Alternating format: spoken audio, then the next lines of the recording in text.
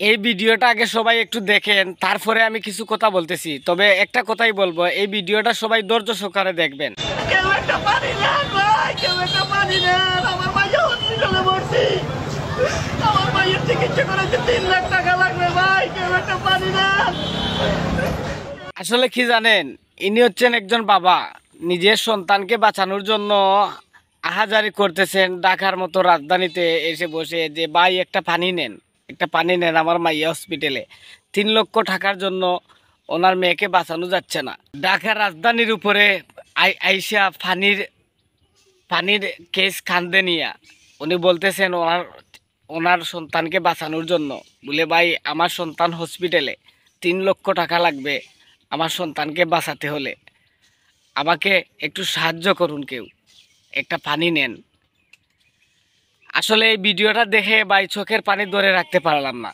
আসলে আমাদের দেশে তো অনেক মানুষ আছে, অনেক অনেক টাকাওয়ালা মানুষ আছে, অনেক মান্যগণ্য ব্যক্তি হল আছে। সবার কাছেই একটা অনুরোধই করব, যাদের টাকা আছে পয়সা আছে, আপনারা অনেক সময় অনেক টাকা পয়সা অনেক দিকে নষ্ট করে ফেলেন। ভাই পারলে ওনাকে একটু সাহায্য করুন, ওনার সন্তানটাকে বাঁচানোর জন্য সবাই একটু সাহায্য করুন। সবাই একটু সাহায্য হাত ও বাইটের দিকে হাত বাড়িয়ে দিন। আসলে উনি হচ্ছেন একজন বাবা। বাবা কিন্তু সবার বাবাই কিন্তু একই হয়, একই ধরনের হয়। কারণ নিজের সন্তানকে বাঁচানোর জন্য বাবা সব কিছু করতে পারে।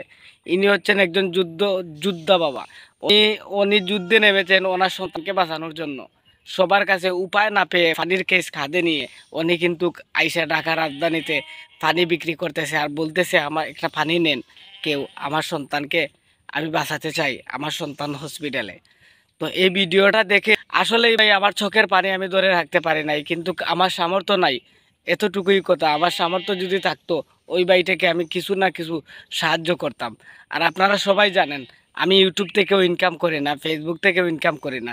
তবু ভিতরটা যেন কেমন মুছল কাম মারতেছে।